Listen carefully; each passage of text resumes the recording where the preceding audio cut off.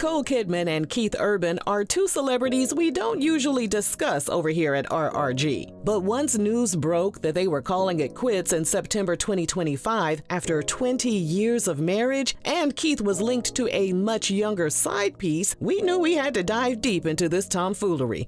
I know that's right.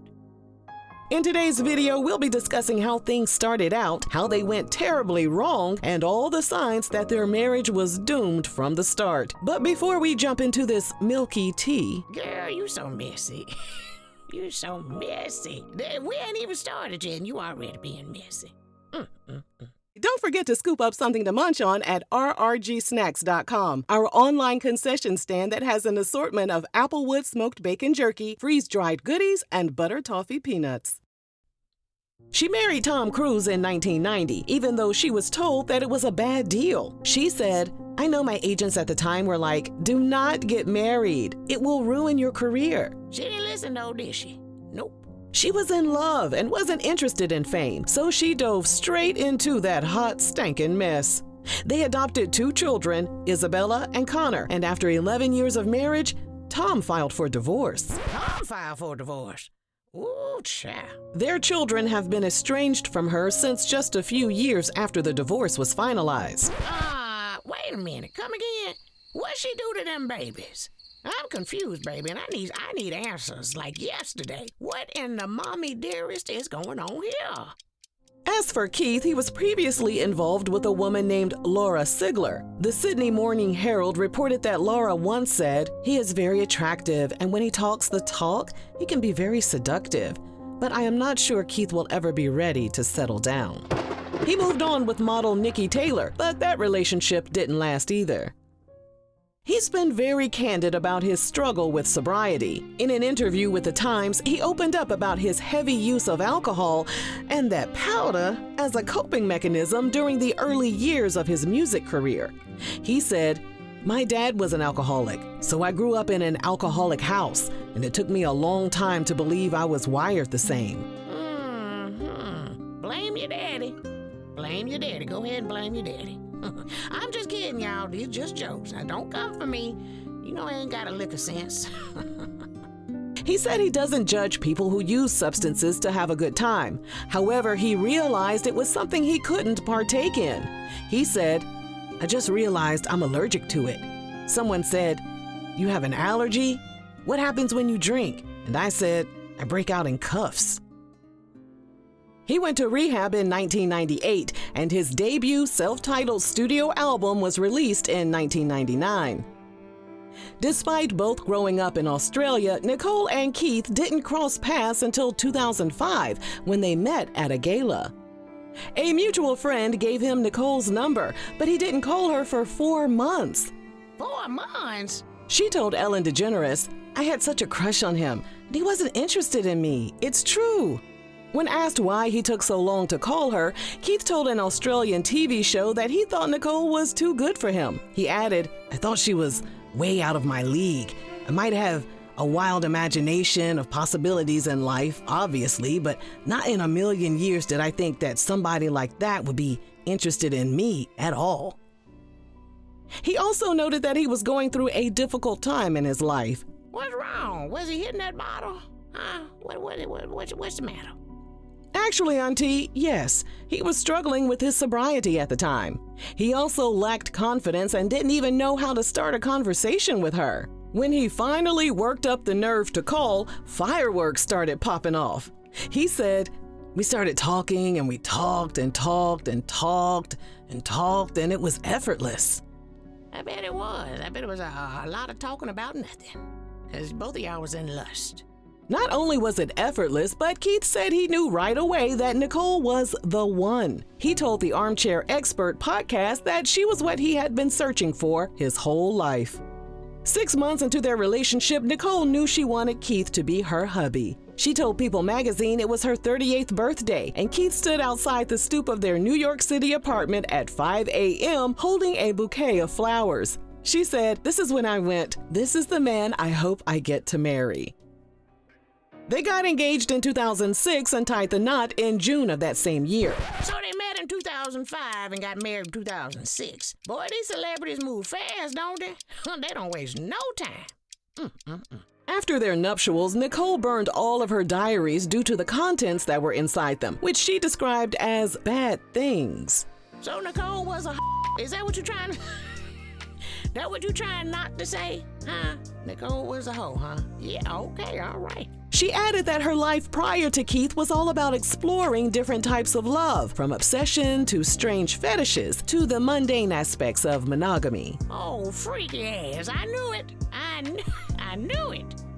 In terms of her marriage with Keith, she said, "We're very together. It's a very adventurous, extraordinary place to be. Incredibly raw, incredibly dangerous, and you're very much out at sea. When you commit to someone like that, you live and die together by that decision." Raw? Dangerous? She say out to sea? Baby, what in the freaky Titanic is going on here? They probably role played a whole lot, don't y'all think? I bet you they did. But just 4 months after becoming husband and wife, Nicole staged an intervention and had Keith's ass hauled straight back to rehab. Fix it, Black Jesus. He spent 3 months at the Betty Ford Clinic and said, "I had no idea what was going to happen to us. Nick pushed through every negative voice, I'm sure even some of her own, and she chose love." Or stupidity. She chose stupidity. That's what I tell y'all. Anyway. On November 2007, they moved to Tennessee and purchased a farm outside of Nashville. They welcomed their daughter Sydney Rose in July 2008, and their daughter Faith was born in December 2010 via surrogate. Nicole's dad passed away suddenly in September 2014 after an accidental fall. Keith rushed to be by her side and performed Amazing Grace at the funeral. From there, their relationship flourished. Keith even wrote a song about her called The Fighter, featuring Carrie Underwood. He also credited her with helping him stay sober. During a South by Southwest panel, he said, "I was lucky I had a very loving wife. Getting sober has freed me up creatively." And that wasn't all. Apparently, Nicole's sugar walls had Keith sprung. In his song Gemini, which is all about Nicole, he sings, "She's a maniac in the bed, but a brainiac in her head. And I know that everybody know, that she's both." Girl, don't listen to no damn Keith Urban. Yeah, go on, put it on him then, Nicole. I ain't mad at you, girl. But let rewind right quick. He said, "And I know that everybody know that she both." How everybody know that she both? And that brings us to January 2025. Nicole told W Magazine that the secret to their successful marriage was separate toilets and a double-headed shower. In June 2025, Nicole shared a photo on Instagram in honor of their 19th wedding anniversary. But days later, Keith was asked about Nicole during an interview with an Australian radio station, and he was less eager to discuss their relationship. What does Keith Urban think when he sees his beautiful wife with beautiful younger men like Zac Efron having these beautiful love scenes on TV and radio? Oh, why has that happened? What's just happened to you? He's disconnected from Zoom. 3 months later, on September 29th, 2025, a source confirmed the couple had separated and Nicole was fighting to save their marriage. She got dumped again. First Tom left her and now Keith. Lord, fix it, fix it, fix it. I guess even being a freak can't keep him, can he? Insiders told TMZ Nicole and Keith had been living apart since the beginning of summer. Nicole was raising their 2 children in Nashville while Keith had moved out and was living in a bachelor pad. One day after the separation announcement, Nicole filed for divorce. An insider told People magazine, "Nicole's hurt and feels betrayed. It's devastating to her. She's shocked." How she shocked and she filed? Anyway. And then came a bombshell. On October 2nd, 2025, news outlets uncovered a video posted to social media on September 27th. In the video, Keith is performing alongside 25-year-old country singer Maggie Bow. They're performing the song The Fighter, which he wrote for Nicole. Uh-oh. The original lyrics say, "When they're trying to get to you, baby, I'll be the fighter." But Keith changed the lyrics to, "When they're trying to get to you, Maggie, I'll be your guitar player." Oh, hell no. Beat his ass ass right now. Belt to ass expeditiously. Expeditiously. And guess what, besties? Maggie's the one who shared the original video on social media. Oh, hell no. Both their ass need to be whooped then. Both of them need their tails whooped. So, all signs point to Keith trading in Nicole's maniac midlife poo nanny for some tender, fresh meat. However, we can't confirm this information. Bestie, you need your ass kicked too. You a damn mess. Oh, Lord, that's your new disclaimer. However, we can't confirm this information. Okay, girl. Star Magazine reported the marriage was over long before the divorce filing. They were spending less and less time together, which resulted in a major loss of intimacy. But now, a Hollywood tea spiller named Rob Shutter revealed that Keith was boinking 2 different women outside of the marriage. Oh, cheating Leatherface. I don't care how long it takes. When did she realize, oh, I should have left him where he was at? I bet it was in about year 3, 5, 8, 12, 15, and then 19. Yep.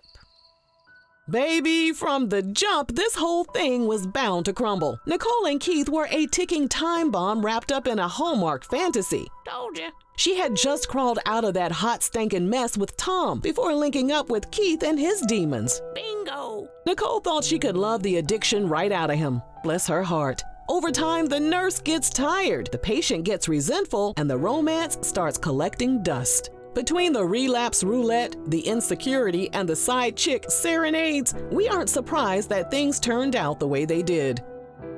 Before we close this chapter, let's give Nicole her flowers. She's endured public heartbreak, private battles, and still walks with the kind of quiet strength most people only dream of. Love hasn't always been kind to her, but it's never dimmed her light. Here's to hoping that next time she moves with patience, protects her peace, and finds a love that feels safe, steady, and truly worthy of her. If you enjoyed this video, let us know down below. And thanks for watching RRG.